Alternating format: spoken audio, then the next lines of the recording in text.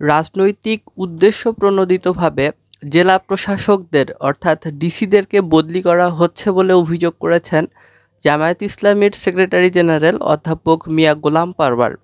জামায়াতে ইসলামীর secretary general সাবেক সংসদ সদস্য মিয়া গোলাম পারওয়ার আজ নির্বাচন কমিশনের একটি সংলাপে অংশ নেন তার দলের প্রতিনিধি হিসেবে, জামায়াতের প্রতিনিধি হিসেবে, এবং তিনি বলেন যে একটি জায়গা থেকে কোনো একটি নকশা বাস্তবায়ন করার উদ্দেশ্যে কোনো একটি মহলের প্রভাবিত হয়ে জেলা প্রশাসকদেরকে বদলি করা হচ্ছে, ডিসিদেরকে বদলি করা হচ্ছে এবং পুলিশ প্রশাসনের গুরুত্বপূর্ণ পদে বদলিগুলো হচ্ছে বলে অভিযোগ করেন এই জামায়াতের অন্যতম প্রভাবশালী, নীতি নির্ধারণী পর্যায়ের প্রভাবশালী এই নেতা। তিনি বলেন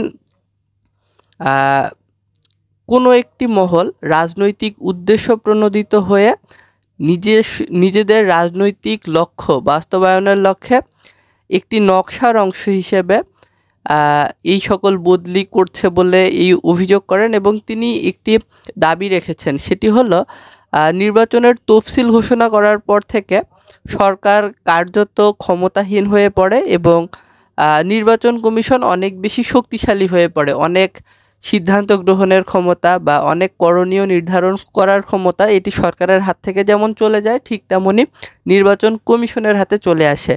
তো জামায়াতের সেক্রেটারি জেনারেল প্রস্তাব রেখেছেন যে নির্বাচনের শিডিউল ডিক্লেয়ার করার পরে, তফসিল ঘোষণা করার পরে লটারি করার মধ্য দিয়ে জেলা প্রশাসকদের এবং পুলিশের যারা সুপার থাকেন জেলা পর্যায়ে, এসপি, পুলিশ সুপারদেরকে বদলি করার তিনি একটি প্রস্তাব রেখেছেন। তিনি বলেছেন যে লটারির মাধ্যমে যদি ডিসিএসপিকে আমরা রদবদল করি তাহলে কি হয়, কোনো প্রশ্ন তৈরি হবে না যে ডিসিএসপির তকদির মানে অর্থাৎ ভাগ্যের কথা বলেছেন, যার ভাগ্য যেখানে আছে সে সেই জেলায় যাবে এবং সেই জেলায় কাজ করবে।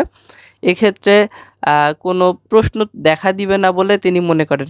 প্রিয় দর্শক, বলে রাখা ভালো, নির্বাচনটাতে কিছু মানুষের ভূমিকা অনেক বেশি গুরুত্বপূর্ণ, যেমন জেলা প্রশাসক এবং জেলা পুলিশ সুপার, ডিসিএসপি, আর উপজেলা পর্যায়ে উপজেলা নির্বাহী কর্মকর্তা এবং লোকাল যে থানা থাকে সেই থানার ভারপ্রাপ্ত কর্মকর্তা, অফিসার ইনচার্জ, যিনি ওসি নামে পরিচিত। অর্থাৎ উপজেলা পর্যায়ে ইউএনও এবং ওসি এরা খুবই গুরুত্বপূর্ণ। একইভাবে জেলা প্রশাসক, ডিসি, এবং জেলা পুলিশ সুপার, এসপি, এই দুইজন ব্যক্তি খুবই গুরুত্বপূর্ণ এবং নির্বাচনটা অবাধ, সুষ্ঠু, গ্রহণযোগ্য, নিরপেক্ষ হবে কি না এই ব্যক্তিদের মনোভাবের মধ্য দিয়ে, কর্মকাণ্ডের মধ্য দিয়ে এটি অনেক বেশি ভূমিকা রাখে। তারা কি ধরনের মনোভাব পোষণ করলেন, কি ধরনের কর্মকাণ্ড করলেন, এটি নির্বাচনকে অবাধ, সুষ্ঠু, গ্রহণযোগ্য হওয়ার ক্ষেত্রে অনেক গুরুত্বপূর্ণ ভূমিকা রাখে। তাই জামায়াতে ইসলামীর যিনি সাধারণ সম্পাদক, সেক্রেটারি জেনারেল, সাবেক সংসদ সদস্য, তিনি বলেছেন যে নির্বাচনের শিডিউল ডিক্লেয়ার করার পরে যদি লটারি করার মধ্য দিয়ে ডিসিএসপিদেরকে রদবদল করা হয় এমনটি বলেছেন। এবং এক সপ্তাহও হয়নি, 10 দিনও হয়নি, নতুন ডিসি এসেছিল, সেই ডিসি চেঞ্জ করে আবার একজন ডিসি আসলেন। এই ধরনের রদবদলের মধ্য দিয়ে প্রশাসনে একটি অস্থিরতা দেখা দেয় বলেও মনে করেন জামায়াতের এই নেতা।